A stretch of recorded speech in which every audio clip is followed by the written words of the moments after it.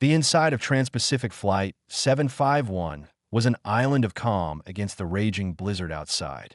Snow and ice crystals streaked across the thick passenger windows, the world beyond a churning vortex of white. Most of the passengers were asleep, lulled by the steady, powerful hum of the twin engines. Eva Rostova was not. She sat in seat 12, a ghost at 37,000 feet, nursing a cup of lukewarm tea. To anyone who bothered to look, she was just a woman in her late 30s, dressed in simple jeans and a gray sweater, her face unremarkable, her presence forgettable. That was by design. For the last 5 years, she had cultivated anonymity with the same fierce discipline she had once applied to mastering the art of flight. She had traded the cockpit for a quiet life as a freelance aviation consultant, writing technical manuals that no one would ever connect to her real name. The world knew her, or had known her, by a different name entirely, a whisper in the halls of the Pentagon and a legend among a select few who pushed the very limits of what could fly. But that life was over, buried under a mountain of classified reports and a carefully fabricated cover story about a tragic training accident. She was just a civilian now, a passenger. She watched the ice build up on the leading edge of the wing, a thick, crystalline layer that was growing faster than the de-icing systems could melt it. Her fingers tightened on her cup. The engine pitch changed almost imperceptibly, a subtle shift in its harmonic rhythm that only a pilot would notice. It was straining. Her internal monologue, a voice she had long tried to silence, began running checklists. Asterisk engine icing protocol. Divert power to anti-ice systems. Increase throttle to maintain thrust. Asterisk, she pushed the thoughts away. She wasn't the pilot. She wasn't in command. She was just a passenger. Then it happened. A violent, shuddering bang from the right side of the aircraft, followed by a lurch that threw sleeping passengers against their restraints. A flash of orange illuminated the cabin as the right engine coughed, sputtered, and went silent. The plane yawed hard to the right. Screams erupted. Oxygen masks dropped from the ceiling. A frantic voice from the cockpit came over the intercom, strained and tight. Ladies and gentlemen, we've had a flameout in Engine 1. We are beginning a descent to a lower altitude. Please remain calm. But before he could finish, a second, more catastrophic bang rocked the aircraft from the left. The lights flickered and died, plunging the cabin into the terrifying darkness of emergency lighting. The steady hum of the engines was gone, replaced by the horrifying, deafening roar of the wind screaming past the fuselage. Both engines were out. The plane was a glider. The intercom was silent. Alarms blared from the cockpit, a chaotic symphony of failure. The plane pitched forward into a steep, terrifying dive. Eva didn't scream. She didn't panic. The part of her she had tried to bury for 5 years simply woke up. Her body moved on pure instinct. She unbuckled her belt and pushed her way into the aisle, moving against the tide of terrified passengers. "Stay in your seats. Put on your masks," she shouted, her voice cutting through the panic with an authority that made people freeze and listen. A flight attendant, his face pale with shock, stumbled near her. "The cockpit isn't responding," he yelled. "The door is locked." Eva didn't waste time. She grabbed a fire extinguisher from the bulkhead. The lock is electronic.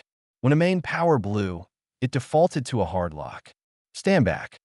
She slammed the base of the extinguisher against the keypad panel beside the door, not randomly, but with a calculated force aimed at a specific point. The panel shattered. Sparks flew. With a loud click, the lock disengaged. She pushed the door open. The scene inside was chaos. Smoke filled the small space. The captain was slumped over the control yoke, unconscious. The first officer was slumped against the side window, a trickle of blood running from a cut on his forehead, his eyes wide with unresponsive shock. The electrical surge had taken them both out. The plane was in a 40-degree dive, the ground rushing up to meet them. Eva didn't hesitate. She pulled the captain back, squeezed into the seat, and grabbed the yoke. The controls were heavy, sluggish, almost completely unresponsive without hydraulic power from the engines. But she had backup power, and she had gravity, and she had a memory forged in fire and thunder. Her hands moved with a speed and precision that was not of a civilian. She hit the backup power switch, rerouting electricity to the primary flight displays. The screens flickered to life. She grabbed the radio. "Mayday, mayday, mayday," she said, her voice a blade of pure, cold calm. "This is Trans-Pacific 751. We have a dual-engine flameout and avionics failure. Both pilots are incapacitated. I'm a passenger with flight experience. I have assumed control." She was a ghost, and she was back in the sky. The response from Denver Air Traffic Control was a mixture of professionalism and barely concealed shock. The voice that came back belonged to a senior controller named Davies, a man whose calm tone was a practiced shield against the chaos he managed daily. "Trans-Pacific 751, this is Denver Center. We copy your mayday. We are clearing all traffic in your sector. Say your intentions." Eva's hands were a blur, fighting the dead weight of the aircraft while trying to stabilize their descent. The plane was a brick falling out of the sky. "Denver, my intention is to not become a crater," she shot back, her voice tight. "I am attempting to establish a stable glide. The aircraft is in a degraded flight control state. Backup power only." On the ground, in the dimly lit control room, Davies and his team stared at their screens. The icon for TP-751 was a blinking red dot, its altitude dropping at a terrifying rate. An alert flashed beside it. "Radar contact unstable." "Ma'am, what is your name and your level of flight experience?" Davies asked, his tone the careful, patronizing one used for people on the verge of panic. "My name is Eva. I have a private pilot's license," she lied. It was simpler. The truth was too complicated for a conversation they didn't have time for. A private pilot. Davies felt a pit open in his stomach. A single-engine Cessna pilot trying to land a 200-ton, dead-stick jetliner in the middle of a blizzard. He switched his mic to a private line with his supervisor. "We're going to lose them. She has no idea what she's doing." But Eva didn't know. The part of her that was just a civilian consultant had vanished, stripped away by the raw, terrifying physics of the moment. She was thinking in terms of energy management, glide ratios, and aerodynamic forces. The plane was losing 2,000 feet per minute. She had maybe 15 minutes before they hit the jagged peaks of the Rocky Mountains. "Ma'am," Davies said, his voice back on the main channel, "I need you to keep the wings as level as you can. We are going to guide you to the nearest viable runway, Cheyenne Regional. Do you copy?" "I copy, Denver," Eva replied, her teeth gritted as she fought a sudden, violent roll to the left. "But you need to understand, the book goes out the window here. I have no engines, limited hydraulics, and I am flying on instinct. Give me vectors, but I'll make the final call on approach." In the control room, Davies shook his head. Instinct. The last thing he wanted from an amateur in a crisis. This was about following procedure, about doing exactly as he said.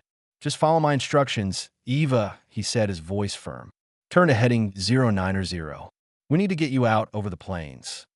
Eva looked at her navigation display.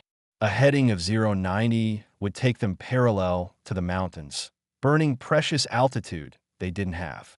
It was the safe, textbook answer. It was also wrong.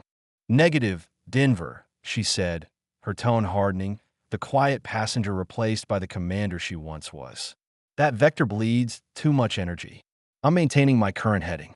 I'm going to ride the updrafts along the mountain ridge to extend my glide. I'm aiming for Buckley Air Force Base." Davies was stunned into silence. A private pilot talking about riding mountain updrafts in a 737. It was insane. It was suicidal. "Ma'am, I cannot authorize that. Buckley is a military field. You're not cleared, and that approach is not safe." "Safety is no longer part of this equation," Eva retorted. "Survival is. I am declaring an emergency and taking unilateral command of this aircraft's flight path. Get Buckley ready. I'm coming in." She cut the transmission before he could argue, leaving a room full of air traffic controllers staring at each other in disbelief. They weren't dealing with a panicked civilian. They were dealing with someone who had just taken control of their sky, and they had no idea who she was. Davies, his face grim, hit the button that sent an emergency alert directly to the U.S. Air Force. They had a rogue, crippled airliner on their hands, and its pilot was either a fool or something else entirely. The atmosphere in the Denver Tracon was thick enough to cut with a knife. Senior Controller Davies stood hunched over his console, his knuckles white. The blinking red icon of Flight 751 was a testament to his powerlessness. The civilian pilot had defied his direct orders and was now guiding the crippled airliner on a dangerously unconventional path, skimming the peaks of the Front Range. "She's insane," one of the junior controllers muttered. "She's going to stall it right into the side of a mountain." "Give me NORAD on the line," Davies commanded, "and get a patch to the Air Force. I want fighters in the air yesterday. We have a non-responsive, rogue aircraft." Up in the silent, screaming cold at 20,000 feet, Eva was in a state of hyper-focused symbiosis with the dying machine. She could feel every shudder, every groan of the airframe through the control yoke. The blizzard raged around her, a maelstrom of snow and wind, but in her mind, it was all just data. Wind speed, vector, lift coefficient. She was using the powerful mountain wave effect, the updrafts on the leeward side of the Rockies, to act as a massive, invisible engine, trading a little bit of horizontal speed for a precious reduction in her descent rate. It was a maneuver of breathtaking risk and precision, something a simulator would never teach you, something you only learned when the cost of failure was absolute. Two F-16s from Buckley Air National Guard Base sliced through the storm clouds, their engines a thunderous roar that was swallowed by the blizzard. The lead pilot, call sign Razor 1, had his orders: intercept, identify, and report. If the aircraft was deemed a threat, he was authorized to shoot it down. He saw the 737 on his radar, a large, slow-moving target behaving erratically. "Denver Tower, this is Razor 1, he radioed. "I have visual on the target. It's a heavy, descending at a steep angle. Looks unstable." "Be advised, Razor 1, Davies' voice crackled back. "The pilot is a civilian passenger. Uncooperative. She's attempting a non-standard approach to Buckley." Razor 1 frowned. A civilian. No civilian could hold a 737 in a controlled glide through a mountain storm. He eased his fighter jet closer, flying off the airliner's wing. He could see the dead engines, the ice-caked wings. It was a miracle the plane was still in one piece. He switched to the emergency guard frequency. "Unidentified aircraft. This is Razor 1 of the United States Air Force. You are in restricted airspace. Identify yourself." Eva's voice came back, calm and steady, but strained from the physical effort of flying the massive jet. "Razor 1, this is Trans-Pacific 751. I have incapacitated pilots and a total power failure. I am on emergency approach to Buckley." Razor 1 listened to her voice, but he was watching her flying. He saw the subtle, constant correction she was making, the way she used the rudder to counter the yaw from the dead engines, the way she was side-slipping slightly to bleed off airspeed without needing spoilers. It wasn't the flying of a private pilot. It wasn't even the flying of a commercial pilot. It was something else. It was radical, aggressive, and brilliantly controlled. It was a flight profile he had seen only once before in a classified briefing on experimental emergency maneuvers. A profile that had been developed for next-generation stealth bombers, designed to save a crippled, priceless aircraft. It was a profile that had only one name: a cold dread and an electric sense of awe washed over him. It couldn't be. "Denver Tower," Razor 1's voice cut in again, but this time it was different. The professional detachment was gone, replaced by an urgent, almost reverent tone. "Be advised, the pilot of that aircraft is not a civilian." In the control room, Davies froze. "Say again, Razor 1. Who is she?" "I don't have a name," the pilot replied, his own voice tight with disbelief. "But I know that flight profile. That's a Valkyrie's descent. It's a last-ditch maneuver developed at Groom Lake. It's not in any manual." There was a pause, a moment of silent communication between the two fighters. Then Razor 1 switched frequencies again, this time to a closed, encrypted military channel. He was speaking directly to her. His voice, now stripped of all protocol, was filled with a respect that bordered on worship. "Valkyrie," he said, the legendary call sign a thunderclap in the silent cockpit. This is Razor One. We have your 6. Welcome back to the sky. Eva closed her eyes for a single, pained second. The one name she had never expected to hear again. The ghost was out of the box. She keyed her mic, her voice as steady as steel. It's good to be back, Razor. Now get your wingman to give me a laser altitude reading. The storm is playing hell with my radio altimeter. The game had just changed. In the Denver control room, Davies and his entire team stood like statues, their faces pale. Did he just say? Valkyrie, a controller whispered. Davies didn't answer. He was staring at the radar screen, at the blinking red dot of Flight 751, but he wasn't seeing a rogue civilian anymore. He was seeing a legend, a ghost from the bleeding edge of aviation who was currently flying a crippled airliner through a blizzard over the Rockies. His hands trembled as he reached for the microphone. He had been giving orders to a god of the sky, and he had been wrong about everything. The name Valkyrie echoed in the Denver control room, a phantom word that brought all activity to a grinding halt. Davies stood frozen, the microphone clutched in his hand. He had heard the name before, in hushed, after-hour conversations with old Air Force controllers, stories that sounded more like myth than reality. Valkyrie, the call sign of an experimental test pilot from the legendary Project Icarus, a woman who had flown aircraft that technically didn't exist. The pilot who had supposedly died 5 years ago when a hypersonic prototype went down over the Pacific. Razor One confirmed pilot identity. Davies managed to stammer, his professional composure shattered. Confirmation is not possible, Tower. The F-16 pilot's voice came back, sharp and clear. But that flight profile is her signature. I'm looking at a ghost, and she's the best damn pilot I've ever seen. Davies took a deep, shuddering breath. He had been treating a legend like a student driver. He hit the switch for the primary channel. His tone was different now. The condescension was gone, replaced by a deep, urgent respect. Trans-Pacific 751, he said, his voice level. This is Denver Center. Razor One is correct. You are cleared for any approach you deem necessary for Buckley Air Force Base. The airspace is yours. All ground and emergency crews are at your command. Call your shots. In the cockpit of the 737, Eva heard the shift in his voice. The fight for control was over. Now it was just a fight for survival.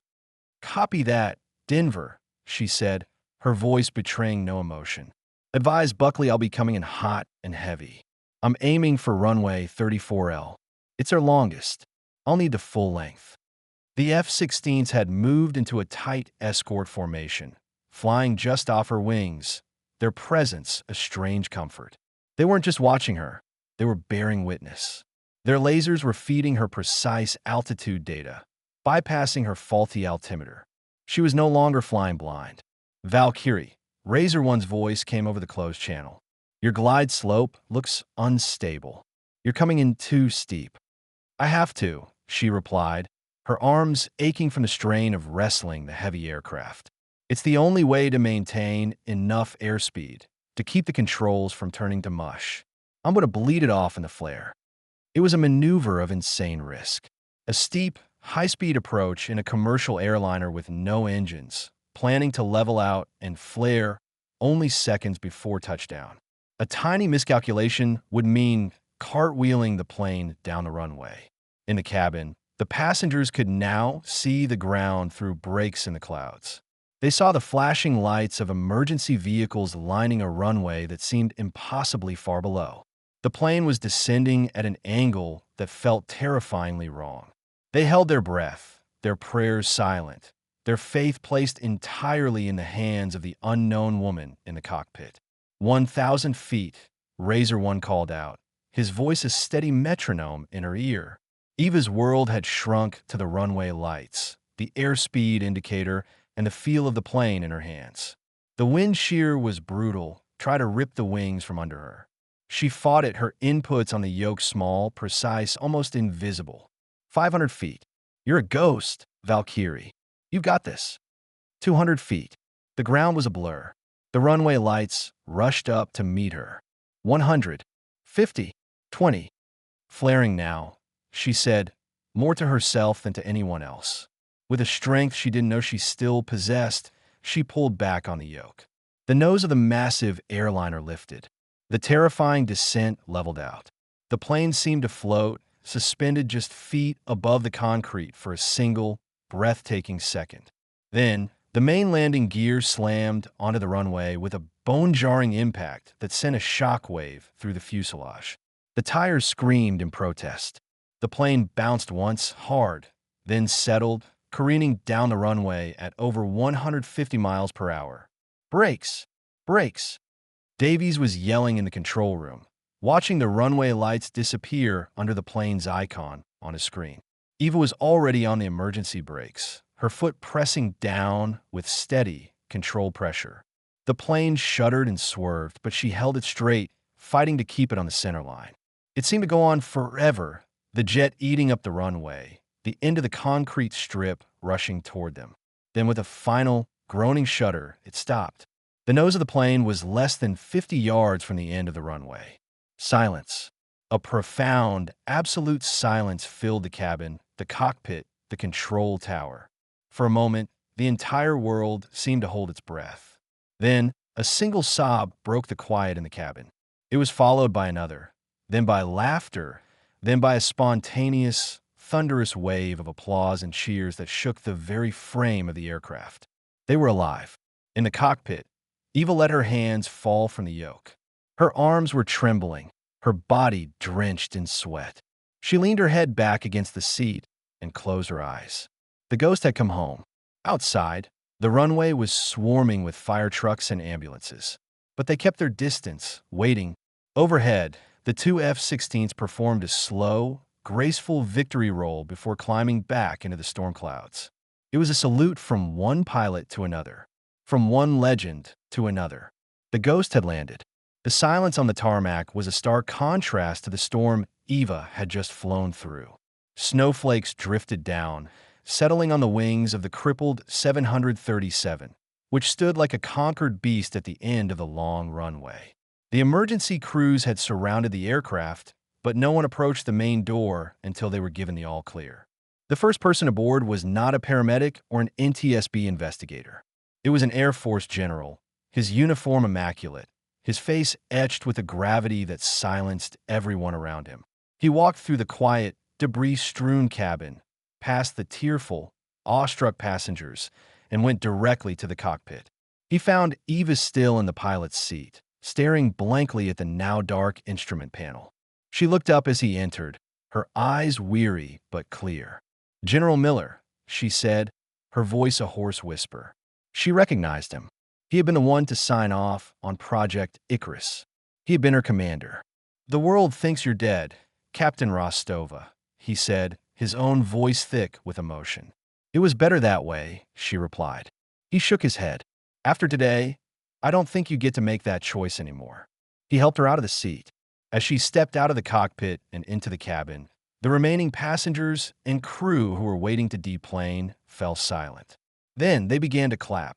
It started with a few, then grew into a thunderous, standing ovation, a wave of pure, heartfelt gratitude. Eva just nodded, too exhausted to speak, and walked toward the open door. When she appeared at the top of the stairs, a sea of faces looked up at her from the tarmac below. Firefighters, medics, Air Force personnel, and the controllers from the tower, including Davies, who had come down to see the Ghost for himself. They didn't cheer. They stood in a profound, respectful silence. Davies stepped forward, his face stripped of all its earlier arrogance. He looked up at her, his expression one of complete humility. "Captain," he said, his voice carrying in the still air, "on behalf of every controller in that tower, thank you. We had no idea." Eva just gave a small, tired nod and descended the stairs. She was immediately wrapped in a thermal blanket and escorted toward a waiting vehicle. She didn't look back at the plane. She didn't need to. The news of the miracle landing at Buckley, guided by a mysterious female passenger, had already exploded across the world. News helicopters were circling overhead. But the real story, the one about the ghost pilot named Valkyrie, was just beginning to circulate through the classified channels of the military. Days later, after being debriefed in a secure facility, Eva was brought to a small, private office at the Pentagon. General Miller was waiting for her. He slid a thin file across the desk. The official report is sealed, he said. It will state that the pilots recovered just in time to land the plane with the assistance of an unnamed passenger with flight experience. It protects you. It protects the program. And the lie? Eva asked. The lie is that I'm dead. Miller gave a sad smile. That lie kept you safe. But Eva, after what you did, the president has been briefed. The Joint Chiefs know you're alive. They know a Valkyrie is still out there. They want you back. He slid another file across the desk. It was a proposal for a new program, not as a test pilot for experimental craft, but as a commander of a new rapid response aviation unit, a team that would specialize in exactly these kinds of impossible black swan events. You wouldn't be a ghost anymore, he said. You'd be a commander. Your call sign would be your own. Eva looked down at the proposal, then out the window at the sky over Washington, D.C. She had run from that sky, from the memory of the fire and the fall. But up there, in the storm, wrestling a dying giant back to earth, she had felt something she hadn't felt in 5 years. She had felt alive. She had felt at home. She looked back at the general. A small, determined smile touched her lips for the first time. When do I start? In the Denver control tower, a small, framed photo now hung on the wall in the center of the room. It was a grainy shot of the 737 on the runway, flanked by 2 F-16s. Someone had written a caption beneath it, "The day we met a ghost."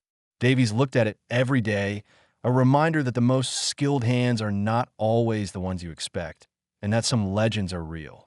And high above, in skies she was born to command, a ghost was flying once more, her old call sign no longer a secret, but a promise.